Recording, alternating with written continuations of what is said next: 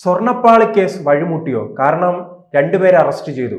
പക്ഷെ ഇനി കൂടുതൽ ചോദ്യം ചെയ്യാനായി 5 പേരെ ലക്ഷ്യമിട്ടെങ്കിൽ അവർ മുങ്ങിയെന്നാണ് ഇപ്പോൾ വരുന്ന വാർത്തകൾ. ഈ നേതാക്കൾ ലക്ഷ്യമിട്ടത് തന്നെ അവസാനം സംഭവിച്ചു അല്ലേ? തീർച്ചയായിട്ടും ഈ സ്വർണ്ണപ്പാളി വിവാദം എന്ന് പറയുമ്പോൾ തുടക്കം തൊട്ട് നമുക്കറിയാമായിരുന്നു ഇത് എവിടം വരെ ചെന്നെത്തും നമുക്കറിയാം അല്ലേ. ശരിക്കും ആദ്യം നമ്മുടെ പോച്ചിയുടെ പേര് വന്നു. അപ്പോൾ പോച്ചിക്ക് ഒറ്റയ്ക്ക് ഒരു കാര്യം സംഭവം ചെയ്യാൻ പറ്റത്തില്ലെന്ന് നമുക്ക് നന്നായിട്ട് അറിയാമായിരുന്നു. പക്ഷേ അയാളുടെ വിശ്വാസികളുടെ ആ ഒരു ശബരിമല എന്നുള്ളൊരു പോച്ചി എന്നുള്ളൊരു പ്രിവിലേജ് വെച്ചും ശബരിമലയിൽ ഏറ്റവും ഒരു വിശ്വാസം ഒരുപാട് വിശ്വാസികളെ പറ്റിക്കാണ് ചെയ്തത്. അതിനൊപ്പം തന്നെ സ്വർണം ചെയ്തു, സ്വർണം കടത്തി, എല്ലാം ചെയ്തു. പക്ഷെ ഞാൻ എപ്പോഴും ചോദിക്കണം ശ്രീത്തെ, ഇത് പോച്ചിക്ക് മാത്രമായിട്ട് ചെയ്യാൻ പറ്റണോ? മുരാരി ബാബു മാത്രമല്ല അവസാന വാക്ക്. നമുക്ക് ആലോചിക്കണം. അപ്പോൾ നമുക്ക് സംസാരിക്കേണ്ട കുറേ വിഷയങ്ങളുണ്ട്. എന്താണ് ഈ ദേവസ്വം ബോർഡ്? ശരിക്കും ഈ ദേവസ്വം ബോർഡ് എന്ന് പറഞ്ഞ സംഭവത്തിൻ്റെ പ്രസക്തി എന്ന് പറയുമ്പോൾ പാർട്ടി നിയമനങ്ങളാണ് ഇതെല്ലാം. അപ്പം നമ്മൾ ആലോചിക്കും, നമ്മൾ പാവം ജനങ്ങളുടെ നികുതിപ്പണമാണ് ഒന്നാമത്, ഇവരുടെയൊക്കെ ശമ്പളമായിട്ടാണ്, പിന്നെ ക്ഷേത്രങ്ങളുടെ സ്വത്ത്. പക്ഷേ ഈ ഏത് പൊളിറ്റിക്കൽ പാർട്ടി വന്നു കഴിഞ്ഞാലും ആദ്യം ദേവസ്വം ബോർഡിൽ കയറിപ്പറ്റാൻ ഒരു ശ്രമം ഉണ്ടല്ലേ. ഈ മുരാരി ബാബുവിൻ്റെ ഒരു ഹിസ്റ്ററി നോക്കിക്കഴിയുമ്പോൾ അറിയാം. അയാൾ എനിക്ക് തോന്നുന്നു കേരള പോലീസിൽ ജോലി പിരിച്ചുവിട്ടാണെന്ന് തോന്നുന്നു. കണ്ണൂർ ബറ്റാലിയൻ കണ്ടായിരുന്നപ്പോൾ അങ്ങനെ ഒരു ഹിസ്റ്ററി കേട്ടു. അത് കഴിഞ്ഞ് സെക്യൂരിറ്റി പാറാവുകാരനായിട്ട് കയറി, അവിടെ നിന്ന് കയറി ഒടുക്കം എവിടെ എത്തി? അഡ്മിനിസ്ട്രേറ്റർ എത്തി.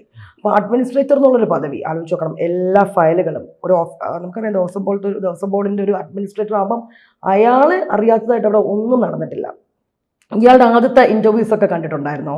ഈ സ്വർണ്ണപ്പാളി വിവാദം വന്ന സമയത്ത് അന്ന് പുള്ളിയുടെ ഒരു ശരീരഭാഷ ഉണ്ടായിരുന്നു, പഠിച്ച കള്ളൻ്റെ ഒരു ശരീരഭാഷ. അത് കണ്ടപ്പോൾ തന്നെ നമുക്ക് 100% ഉറപ്പായിരുന്നു അടുത്ത. അപ്പം ഇയാൾക്ക് തോന്നി എന്താ സംഭവിച്ചത്? സമുദായ സംഘടനയുടെ ഒരു സപ്പോർട്ടുണ്ട് അല്ലേ, സുകുമാരൻ, അത് തന്നെ NSSൻ്റെ ഒരു ഇതുണ്ട്, പിന്നെ ശബരിമലയുടെ. അപ്പോൾ ആ ഒരു സമൂഹം കൂടെ നിൽക്കും. ഈ സുകുമാരൻ നായർ തന്നെ കണ്ടില്ലേ, എന്ത് ട്വിസ്റ്റാണ് കാണിച്ചത്. ഞാൻ ഞെട്ടിപ്പോയി. ഇങ്ങനെ ഒരു വിശ്വാസ സമൂഹം മൊത്തത്തിൽ ഒരുമിച്ച് നിൽക്കേണ്ട ഒരു ഇതിന് പകരം, പ്രത്യേകിച്ച് ഇത് ഹിന്ദുക്കളെ മാത്രം ബാധിക്കുന്ന ഒരു വിഷയം തന്നെയല്ലേ, ആ ഒരു വിഷയത്തിൽ നമ്മുടെ സാമുദായിക നേതാക്കന്മാരെ പിണറായിക്കൊപ്പം നിന്നു. ഈ കൊള്ള മുഴുവൻ നടന്നേക്കുന്ന 2019 കാലഘട്ടമാണ്. അപ്പോൾ ആ ഒരു സമയത്ത് നമ്മുടെ ഗവൺമെൻറ്റിൻ്റെ ഒരു അജണ്ട ഉണ്ടായിരുന്നു, യുവതീ പ്രവേശനം. നമ്മുടെയൊക്കെ ശ്രദ്ധ അതുമായിട്ട് ബന്ധപ്പെട്ട് അങ്ങനെ പോകുമ്പം ഇവിടെ കാട്ടുകൊള്ള നടന്നുകൊണ്ടിരിക്കുകയാണ്. അല്ല, ഇപ്പോൾ ഈ CPM നേതാക്കൾ പറയുന്നത് വിചാരിച്ചാൽ ആ 2016 മുതൽ 21 വരെ വേറെ ഏതോ സർക്കാർ ഭരിച്ചു എന്നാണ്. ആ സർക്കാരിന്റെ കാലത്താണ് നടന്നത്, ആ സർക്കാരിന്റെ കാലത്താണ് നടന്നത്. 10 വർഷമായിട്ട് ആലോചിച്ചോണ്ട്, 10 വർഷമായിട്ട് ആരാണ്? ഇവർ തന്നെയാണ്. അപ്പോൾ ഞാൻ എപ്പോഴും ആലോചിക്കും, പഴയ പ്രസിഡന്റാണ്, പഴയ മന്ത്രിയാണ്, ഇവരെല്ലാം ഒരേ ടീമാണല്ലോ. ഈ മുരാരി ബാബുവിൻ്റെ ഹിസ്റ്ററി എടുത്തു വെച്ച് നോക്കിക്കഴിഞ്ഞാൽ എനിക്കൂടെ ശബരിമല മാത്രമായിരിക്കില്ല കേട്ടോ. പുള്ളിയുടെ ഇതേ ഒരു, എനിക്ക് തോന്നുന്നു കടകംപള്ളി അദ്ദേഹം ഒരു ദിവസം മന്ത്രി ആയിരിക്കുന്ന സമയത്ത് ഒരു പ്രക്ഷോഭം ഉണ്ടായിട്ടുണ്ടായിരുന്നു ഏറ്റുമാനൂർ. അത് പക്ഷെ വലിയൊരു കവറേജ് അന്ന് കിട്ടിയില്ല. ഭക്തർ ഒരുമിച്ച് നിന്നതുകൊണ്ട് മാത്രം അവിടുത്തെ 7.5 പൊന്നാന ഇതുപോലെ തിളക്കം നഷ്ടപ്പെട്ടു, പുറത്തേക്ക് കൊണ്ടുപോയിട്ട്. എനിക്ക് തോന്നുന്നു വർഷത്തിലൊരിക്കൽ മാത്രം നമ്മുടെ തിരുവിതാംകൂർ രാജവംശം ഇത് വെച്ചാണല്ലോ 7.5 പൊന്നാന. കൊല്ലത്തിലൊരിക്കൽ മാത്രമാണ് അതിൻ്റെ കാര്യങ്ങളൊക്കെ ഉള്ളത് അല്ലേ. അപ്പം അങ്ങനെയുള്ളത് പുറത്ത് കൊണ്ടുപോയിട്ട് അറ്റകുറ്റപ്പണി, മീൻസ് തിളക്കം നഷ്ടപ്പെടുന്നുണ്ട്. ഇത് തന്നെയായിരുന്നല്ലോ ഇവിടെ നടന്നത് ശ്രീകോവിലിൻ്റെ. അപ്പോൾ ഇങ്ങനൊരു ശ്രമം നടത്തി. എനിക്ക് ചോദിക്കാനുള്ളത്, ശരിക്കും കേരളത്തിലുള്ള ദേവസ്വം ബോർഡുമായിട്ട് ബന്ധപ്പെട്ടുള്ള എല്ലാ ക്ഷേത്രങ്ങളിലും നടന്നിട്ടുണ്ടാവും. ശബരിമല ഇതിപ്പോൾ ഇങ്ങനെ വന്നതുകൊണ്ട് നമ്മൾ അറിയുന്നു. അതിൻ്റെ വെച്ച് നോക്കുമ്പം ഏതൊക്കെ ഇവർ ഈ 10 വർഷത്തിനിടയ്ക്ക് ഏതൊക്കെ ക്ഷേത്രങ്ങളിൽ വൻ കവർച്ചകൾ നടന്നിട്ടുണ്ടാവും നമ്മൾ അന്വേഷിക്കണം. ഈ മുരാരി ബാബുവിൻ്റെ ആ ഒരു ആറ്റിറ്റ്യൂഡും അയാൾ പറഞ്ഞത് ചെമ്പിനെ പിന്നെ സ്വർണം ഇയാളെല്ലാം എഴുതി വെച്ചതൊക്കെ, ചെമ്പിനെ സ്വർണ്ണം ആക്കാൻ പറ്റുമോ? വിജയ് മല്യ അവസാനം കൊണ്ട് പറയുന്നുണ്ട്, വിജയ് മല്യ കൊടുത്തതുപോലെ ചെമ്പാണെന്നുള്ള രീതിയിലൊക്കെ ഒരു അയാളുടെ ഒരു സ്റ്റേറ്റ്മെൻറ്റിൻ്റെ ഇതാണ്. അപ്പോൾ ശരിക്കും ഈ ഒരു ഗവൺമെൻറ് എന്ന് പറയുമ്പോൾ ആലോചിക്കണം, ഒന്നാമത് ഈ ഒരു ഹിന്ദു വിശ്വാസ സമൂഹത്തെ ഒന്നാകെ ഹേർട്ട് മുന്നിൽ നിന്നിട്ടുള്ള ഒരു സർക്കാരാണ് ഈ പിണറായി സർക്കാർ എന്ന് പറയാം. ഇതിൽ ഈ 5 പേരെ ചോദ്യം ചെയ്താൽ മാത്രമേ കൂടുതൽ അന്വേഷണവുമായി ഇനി മുന്നോട്ട് പോകാൻ കഴിയുള്ളൂ. അപ്പോൾ ആദ്യം സൂചിപ്പിച്ചതുപോലെ തന്നെ ഈ 2 പേരിൽ മാത്രം ചുരുങ്ങുമല്ലേ അന്വേഷണം, പ്രത്യേകിച്ച് ഉണ്ണികൃഷ്ണൻ പോറ്റിയിൽ മാത്രം. ശ്രീജിത്ത്, നമ്മുടെ മുന്നിൽ മറ്റൊരു ഇത് കിടക്കുമല്ലേ, ശിവശങ്കർ. സത്യമല്ലേ, സ്വർണ്ണക്കടത്തിന്റെ ശിവശങ്കർ എന്നുള്ള ഒരു വിധത്തിൽ മാറ്റി അവസാനം ആളെ കുരുക്കിയിട്ടിട്ട് വമ്പൻ സ്രാവുകളെല്ലാം രക്ഷപ്പെട്ടു പോയില്ലേ, തിമിംഗലങ്ങളൊക്കെ രക്ഷപ്പെട്ടു പോയില്ലേ. അതേ ഇത് തന്നെ ആയിരിക്കും ഇവിടെ. ഇത് ഒന്നെങ്കിലും മുരാരി ബാബു, നമുക്കിനി ഈ 2 പേരും ഇനി ജീവനോടെ പുറത്ത് വരുമോ, ജയിലിൽ കിടന്ന് എന്താണ് നമുക്കൊന്നും അറിയാൻ പറ്റത്തില്ല. ബിക്കോസ് ആ രീതിയിൽ അവർ ഒതുക്കും. മുരാരി ബാബുവിന്റെ വാർത്താ സമ്മേളനത്തെ കുറിച്ച് ആദ്യം സൂചിപ്പിച്ചിരുന്നു. അദ്ദേഹത്തെ കാണുമ്പോൾ തന്നെ അയാളുടെ ഒരു ശരീരഭാഷയിൽ. പക്ഷേ ഈ ഉണ്ണികൃഷ്ണൻ പോറ്റിയുമായി ബന്ധപ്പെട്ട് നാം പരിശോധിക്കുമ്പോൾ അദ്ദേഹം തുടക്കത്തിൽ ആശങ്കയായിരുന്നു, അറസ്റ്റിലായ ശേഷം സന്തോഷത്തിലാണ്.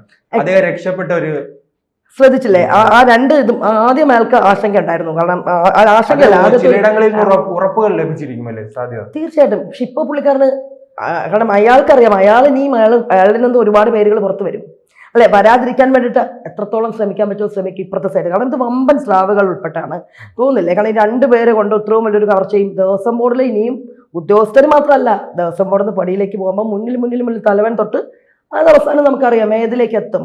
ശരിക്കും പറഞ്ഞാൽ ഒരു കിറ്റ് കാണിച്ചിട്ട് ജനങ്ങളെ ഇത്രയും പറ്റിച്ചിട്ടൊരു എന്തൊരു പുഴുത്തുന്നേര ഒരു സിസ്റ്റമാണല്ലേ നമ്മുടേത്. അതുപോലെ ആലോചിച്ച് നോക്കിയിട്ടുണ്ട് ഒരു വിശ്വാസ സമൂഹം ഈ ശബരിമല മുന്നിൽ നിർത്തി കാണിച്ചപ്പോൾ നമുക്കിവിടെ ആദ്യത്തെ സമയത്ത് യുവതീ പ്രവേശനം വലിയൊരു വിഷയമാക്കിയിട്ട് നാമജപ ഘോഷയാത്രയും ഒക്കെ നടത്തിയതാണ്. ഈ പ്രതിപക്ഷ പാർട്ടികളൊക്കെ ഈ ഒരു വിഷയത്തിന്മേൽ നമ്മൾ ഉദ്ദേശിക്കുന്ന ഒരു സമര പരിപാടികളുണ്ട്. പക്ഷെ അവർ ഇറങ്ങിക്കഴിഞ്ഞപ്പോൾ നമ്മൾ അറിഞ്ഞു ഷാഫിയുടെ ഇഷ്യൂ കാണുന്നുണ്ട് അല്ലേ, പിന്നെ BJP ഇവിടെ. പക്ഷെ എന്നാൽ പോലും എനിക്ക് എന്തോ ഇത് ഇവിടുത്തെ ഒരു പൊളിറ്റിക്സ് എന്ന് പറഞ്ഞു കഴിഞ്ഞാൽ ഒരു അഡ്ജസ്റ്റ്മെന്റ് രാഷ്ട്രീയമാണ് അല്ലെ. നേതാക്കന്മാർ തമ്മിലുള്ള ഒരു ഒത്തുതീർപ്പ് രാഷ്ട്രീയം, അണ്ടികൾ തല്ലുകൊല്ലുന്നു ചാവുന്നു എന്നതിനപ്പുറം ഇത് ശരിക്കും പറഞ്ഞാൽ ഈ ശബരിമലയിലെ സ്വർണ്ണ വിവാദം യഥാർത്ഥത്തിൽ ഹേർട്ടായിട്ടുള്ളത് വിശ്വാസികൾക്കാണ്. അല്ല, ഈ സ്വർണ്ണ വിവാദം എന്ന് സൂചിപ്പിച്ചു, ഈ സ്വർണ്ണം മാത്രം നഷ്ടപ്പെട്ടിട്ടുണ്ടെന്ന് വിശ്വസിക്കുന്നുണ്ടോ അവിടെ? ഈ സ്വർണ്ണപ്പാളി മാത്രമാണോ? ആയിരിക്കില്ല, കാരണം ഈ അന്വേഷണമല്ല ചില ഈ സ്വർണ്ണപ്പാളി പിന്നീട് പീഠം അതിൽ മാത്രം ചുരുങ്ങുകയാണ്. മേൽക്കൂര എനിക്ക് തോന്നുന്നു ശബരിമലയുടെ മേൽക്കൂര മാസം ഒരു വർഷം 300 കോടിയിലധികം വരുമാനം വരുന്ന ക്ഷേത്രമാണ് അത്. അപ്പോൾ എന്തെല്ലാം നഷ്ടമായിരിക്കും. പക്ഷെ അതിനെക്കുറിച്ചൊന്നും ഒരു അന്വേഷണം ഇല്ല. ഞാൻ നമ്മളൊരു കാര്യം, ഈ സ്വർണ്ണപ്പാളി വിവാദമായിട്ട് ബന്ധപ്പെട്ട് നിന്ന സമയത്താണ് ഇവിടെ ഒരു ഹിജാബ് വിവാദം കൊണ്ടുവന്നത്. നമ്മൾ മീഡിയാസ് എല്ലാവരും അതിൻ്റെ പിന്നാലെ പോയി. ശരിക്കും ആലോചിച്ച് നോക്കണം, നമുക്കുമായിട്ട് യാതൊരു ബന്ധമില്ലാത്തൊരു വിവാദമാണ്. രണ്ട് സമുദായ അല്ലെങ്കിൽ ക്രൈസ്തവ മാനേജ്മെന്റും അവരുമായിട്ട് തീർക്കേണ്ട ഒരു ഇടപാട്. അതിലൊന്നും ഓപ്പോസിറ്റ് നിൽക്കണം, നമുക്കൊന്നും ഇടപെടേണ്ട ഒരു കാര്യം പോലും തീർത്തു. വൈകുന്നേരം ആയപ്പോഴാണ് മന്ത്രി വീണ്ടും. എന്തുകൊണ്ടാണ്? ബിക്കോസ് ഇത് കത്തിച്ച് നിർത്തേണ്ട ഒരു ആവശ്യമുണ്ട്. അവിടെ ഒരു പാരന്റും ഹൈബി വന്നു, എല്ലാ രീതിയിലൊക്കെ ഒന്ന് ഒരുവിധം ഇതായിട്ട് പോയതാണ്. അപ്പോഴേക്കും അത് വീണ്ടും അത് കത്തിച്ചു. കാരണം കത്തിച്ച് നിർത്തേണ്ട അവരുടെ ഒരു ആവശ്യമാണ്. ശരിക്കും ആലോചിച്ച് നോക്കി, ഇവിടെ പള്ളികളായിക്കോട്ടെ, ചേർച്ച്, എന്ത് മസ്ജിദുകളായിക്കോട്ടെ, ഇവിടെ ദേവസ്വം ബോർഡ് അവരുടെ ആരാധനാലയങ്ങളിൽ ഒരു ഇടപെടലുകളും ബാഹ്യമായിട്ടുള്ള ഇടപെടൽ പറ്റില്ല. പക്ഷേ ഇവിടെ ഹിന്ദു സമൂഹത്തിന് മാത്രമാണ് ഇതെല്ലാം ബാധ്യത അല്ലേ. അതെന്തുകൊണ്ടായിരിക്കും നമ്മുടെ? കാരണം ഹിന്ദു സമൂഹത്തിൽ തന്നെ പരസ്പരം ഭിന്നതയാണ്. ഈ ഒരു അയ്യപ്പൻ്റെ കേസ് നമുക്കെടുക്കാം. ഇവിടെ നമ്മൾ എപ്പോഴാണ് ഒരുമിച്ച് നിന്നിട്ടുള്ളത്? ഇപ്പം നോക്കും, പ്രബലരായിട്ടുള്ള 2 സാമുദായിക സംഘടനകൾ പിണറായിക്കൊപ്പം നിൽക്കുവാണ്. പിന്നെ ആരാണ്? കുറേ വിശ്വാസികളുണ്ട്. അയ്യപ്പസ്വാമി എന്ന് പറഞ്ഞാൽ ഒരു ഇതിൽ വിശ്വസിച്ചിട്ടുള്ള വിശ്വാസികൾക്ക് മാത്രം ഹേർട്ടായിട്ടുള്ളതാണ്. എനിക്കൊന്ന് അയ്യപ്പൻ പോലും യോഗനിദ്രയിലുള്ള ഒരു താപസനായിട്ടുള്ള അയ്യപ്പൻ പോലും അദ്ദേഹത്തിൻ്റെ സ്വർണ്ണം. ഞാൻ പറയുന്നത് ശരിക്കും നമ്മൾ ഇനി മാറി ചിന്തിക്കണം. ദേവസ്വം ക്ഷേത്രങ്ങളിലൊക്കെ നമ്മൾ ഈ സ്വർണ്ണവും ഇങ്ങനത്തെ കാണിക്കയും ഒക്കെ കൊടുക്കണമെന്ന് നിർത്തണം. കാരണം കാട്ടുകൊള്ളയാണ് നടക്കണം. നമ്മൾ ഇങ്ങനെ കൊടുക്കാനുള്ളത് കൊണ്ടാണ് അവർക്ക് ശരിക്കും അങ്ങനെ കൊടുക്കാനുള്ളൊരു സിസ്റ്റം ഒന്നും ഇല്ലെങ്കിൽ ദേവസ്വം ബോർഡിൽ പിൻവാതിൽ ഒരു കയറാനുള്ള തല്ലോ ഒന്നും ഉണ്ടാവില്ല. കാരണം ഇത് വലിയൊരു ഖജനാവ് പോലെ ഇങ്ങനെ സ്വർണ്ണ കൂമ്പാരങ്ങളാണ്. അത് സ്വർണ്ണം മാത്രമല്ലല്ലോ, ആ വരുന്ന ദ്രവ്യങ്ങൾ തൊട്ട്. അല്ല, ഇങ്ങനെ പറയുമ്പോൾ ദേവസ്വം ബോർഡ് പറയുന്നത് കേരളത്തിന്റെ വിവിധ ഭാഗങ്ങളിൽ ഒരു തിരികത്തിക്കാൻ പണമില്ലാത്ത ക്ഷേത്രങ്ങളുണ്ട്, അവർക്ക് ഞങ്ങൾ ഇതിൽ നിന്നാണ് പണം നൽകുന്നത്. ഒരിക്കലും ഇല്ല. ഇവരെന്താ കൊടുക്കുന്നത്? ഈ നമ്മളിപ്പോൾ കാണുന്നുണ്ട് മറ്റ് ദേവസ്വം ക്ഷേത്രങ്ങളിൽ ഇവരെന്താ ചെയ്തുകൊണ്ടിരിക്കും. എവിടെ സ്വർണ്ണമുണ്ട് അപ്പോഴാണ് പറയുന്നത് ഏറ്റുമാനൂരിൻ്റെ വിഷയം വരുന്നത്. ഏറ്റുമാനൂരിലെ ഭയങ്കര ക്രമക്കേടായിരുന്നു എന്ന് പറയുന്നു.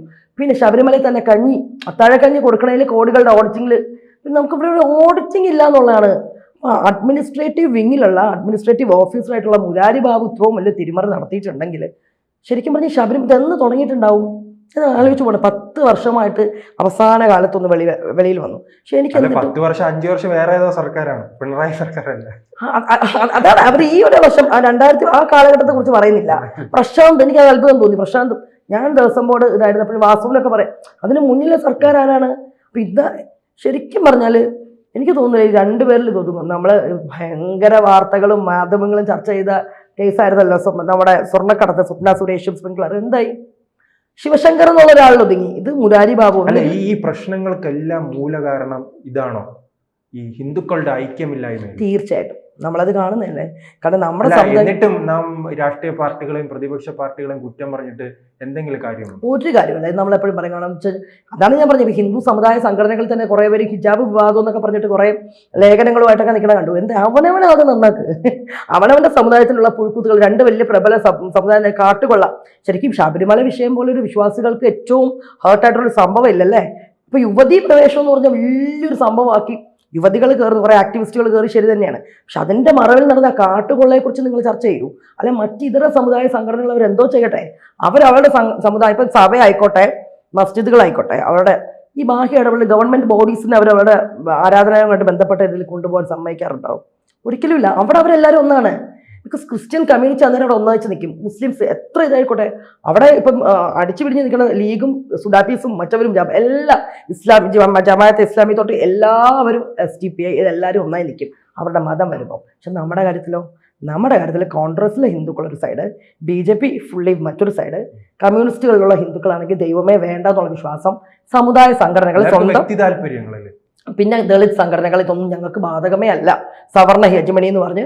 അപ്പോൾ ഇത് ഹിന്ദു സമുദായത്തിനെ ശരിക്കും പറഞ്ഞാൽ ഇങ്ങനെ പറ്റിക്കാൻ, ഏത് രാഷ്ട്രീയമായിക്കോട്ടെ എല്ലാവർക്കും പറ്റിക്കാൻ എളുപ്പമാണ്. ബിക്കോസ് ഹിന്ദുക്കൾക്കൊരു യൂണിറ്റി ഇല്ല എന്നുള്ളതാണ് സത്യം പറഞ്ഞാൽ. നമ്മുടെ റിനൈസൻസ് അല്ലെങ്കിൽ എല്ലാം സ്റ്റാർട്ട് ചെയ്യേണ്ടത് റൈറ്റ് ഫ്രം ഹിന്ദു കമ്മ്യൂണിറ്റി നിന്ന് സ്റ്റാർട്ട് ചെയ്ത് തുടങ്ങണം. അപ്പോൾ ഈ കൊള്ളയിൽ നിൽക്കും. ഈ ദേവസ്വം ബോർഡ് എന്തിനാണെന്ന് ഓരോ ഹിന്ദുവും ചോദിക്കണം. ഞങ്ങളുടെ ക്ഷേത്രങ്ങളെ സംരക്ഷിക്കാൻ ഇങ്ങനെ ഗവൺമെന്റ് ബോഡീൻ്റെ ആവശ്യമുണ്ടോ? ബിക്കോസ് ഈ കാട്ടുകൊള്ള നമ്മൾ തന്നെ അതിലങ്ങ് ഇറങ്ങിക്കഴിഞ്ഞാൽ മതി ആ രീതിയിൽ. പക്ഷെ ഇവിടെ ഒരു പ്രതിപക്ഷം ആയിക്കോട്ടെ ആരും അതിനിറങ്ങില്ല. ഇവിടെ പൊളിറ്റിക്സ് എന്ന് പറയുമ്പോൾ എന്താണ്, എങ്ങനെയും കസേര പിടിക്കണം. അപ്പോൾ വളരെ ഒരു സങ്കടകരമായിട്ടുള്ള അവസ്ഥയാണ്. മുരാരി ബാബു, ഇത് ഒരു മുരാരി ബാബുവിൻ്റെ കഥയൊന്നുമല്ല, അല്ല, ഇത് മുരാരി ബാബു ഒരു അവസാന വാക്കുമല്ല. അയാളുടെ മകളിലേക്ക് കിടക്കുന്ന ദിവസം മന്ത്രിയുണ്ട്. ആ മന്ത്രിയിൽ നിന്ന് എല്ലാം ഒറ്റ ഒരു മാഫിയ കിങ്ങിലേക്ക് പോകണം. നമുക്കറിയാം ആ മാഫിയ കിങ് ആരാണെന്ന്, കേരളം മുഴുവൻ അറിയാം. പക്ഷേ ഒരു കിച്ചൻ്റെ മേൽ വീണുപോയ ഒരു സംസ്ഥാനമായിട്ട് മാറി നമ്മൾ. സങ്കടം തന്നെയാണ്. കൂടുതൽ വാർത്തകളും വിശേഷങ്ങളും നിങ്ങളിലേക്ക് എത്താൻ ABC മലയാളം സബ്സ്ക്രൈബ് ചെയ്യുക, ബെൽബട്ടനും അമർത്തുക.